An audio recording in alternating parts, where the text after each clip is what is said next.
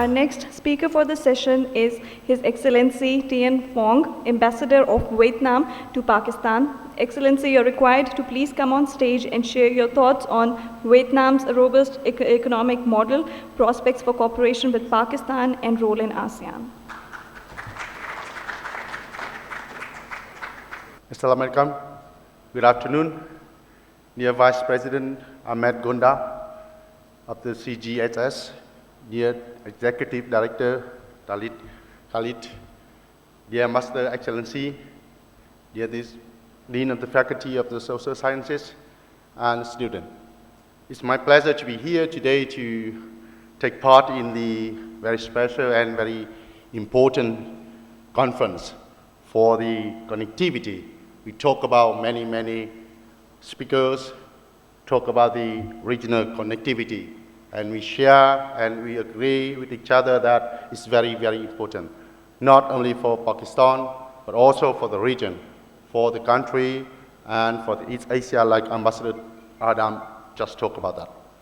So let me, because Dr. Khalid gave me the exercises, 3 topics. First, the robust economic model of Vietnam-Pakistan relation and role of Vietnam in ASEAN. And then in the program I have 10 minutes. So let me divide it into 2 parts, because we have connectivity, so we should have some kind of the dual approach. So I would like to divide my speech into 2 parts. 1, 6 minutes for what I want to share with you, and 4 minutes for Q&A. I would like to have more questions as much as possible. And then maybe if cannot answer you here, you can write me email, and we talk about it later, discuss later on. First, talking about the Vietnam economic model. Yes, maybe you already know about Vietnam, Southeast Asia country. And talking about the economic model of Vietnam, people know, international community know about our achievement. Back to 1986, we did not have enough food. We were in hunger, deep and serious hunger.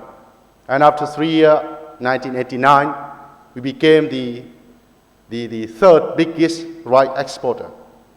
So talk about the economic model in Vietnam, we can have not only one way of the interpretation. We have many ways from Vietnamese scholars, from the international community. But let me give you one of the most popular interpretation of the economic model in Vietnam. 3 words. First, changing the model of the economy. We have here some ambassadors previously from Turkmenistan, from Kyrgyzstan, from Kazakhstan. And we have this commonality that's before we have the planned economy. So the first word is changing the model of economy. Because we have planned economy, so it could not liberalize or free the domestic only the production forces, land, and we have the natural resources, we have labor resources. So from 1986, we changed the model from the planned economy to the socialist-oriented market economy. I think now in the world we have China and Vietnam, we have this socialist-oriented market economy. And maybe sometimes it's ambiguous or maybe not easy for understand to the international community or some scholars even. But we changed. And after that is the policy implementation, the first one. The second is we embarked on the integration, opening the economy, opening the country, and integration. So we have first the model change and policy implementation, and then we have the integration to the regional, to the global arena, to the world. So the first 2 phrases or words, we're talking about the model, and then we open it. We need the capital, we need the investment. But domestically, we do not have that. We did not have even enough food to eat. So we have to open the economy. And then we attracted the investment, I mean FDI, together with the loan and the donor from the, for example, WB from some donoring countries or IMF. And the third thing, for the economic model of Vietnam, just the political and social stability. If you look at some other region, if you change, you have some change first in politics and then economics. So maybe we would not have the target, as you said, as you want to have, that is planned before. But our experience, I would like to share that we make the changes in economic policy, economic model, and then we open the countries, I mean the integration. If you remember right, if you read or study about Vietnam, politics and economic, we can see that Vietnam, we have a statement like Vietnam want to be the friend, reliable partner of all the countries and territory in the world, and striving for the mutual benefit, for win-win solution, and actively contributing to the prosperity and the peace of the world, as well as development. So the process of integration, we started from economics field. We attracted the foreign investor, and then we try to optimize our domestic resources, and together immediately at the same time we export. Let's see, now Vietnam is most open economy in the world. Our trade volume is 500 billion US dollar and double than the GDP. And now we have 17 FTA, free trade agreement, with all the big region and country in the world. And if you remember back 1986, the total trade volume of Vietnam just 1.5 billion. So now we have 500 billion US dollar. And yes, 500 billion US dollar. I mean trade volume, yeah. Total export and import. Export, we have nearly 300 billion. And the thing is that integration, we embark on the integration from the economic field. And then we have culture, we have defense, we have like the regional integration. We're talking about the connectivity, and Honorable Ambassador Adam talked about the spaghetti bowl.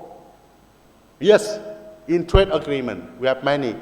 With the deadlock of the WTO, with Doha round of negotiation, and then we have many FTA. We have many regional FTA. But we are the active member of all the regional forum. We are the membership. And connectivity, this means connectivity not one way, not like internationalized, not integrate into the world, but two sides. From the inside, I mean internal factor, to outside, outward, and then inward. So connectivity here from the angle of Vietnam is two-way. And if we want to have the admirable or the ideal regional connectivity for win-win solution, we should have both connectivity in the economic and in political also. So talking about the Vietnam economic robust model, we're talking about three words. And I'm very happy to answer or to take questions from you. The second thing, that's talking about Pakistan and Vietnam relation. We are very good friends. Next year we will commemorate, or we have the 50th anniversary of the Vietnam-Pakistan relation. We have much more potential. And total trade between Vietnam and Pakistan now 700 million US dollar. And we are aiming at 1 billion. But we have much more with the 320 million of population of the two countries. So in political, in culture, and also in education, in training, and in trade and investment, we have much more potential to have. And last, for the integration also, We are the member, active member and proactive member of ASEAN. We have many initiatives that positively contributed to the ASEAN. And you see that ASEAN now is the regional association, very important role in East Asia, in Asia and in the world. Asia is a center. We call it ASEAN Center Mechanism. And all mechanism of regional and inter-regional through the ASEAN. So we are very active and proactive member and responsible member of ASEAN.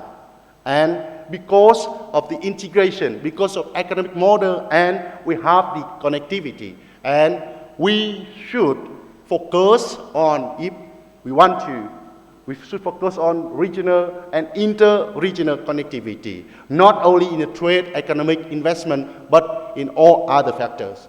So I'm very happy to have Q&A. If any one of you put me some question, and happy to answer. Thank you.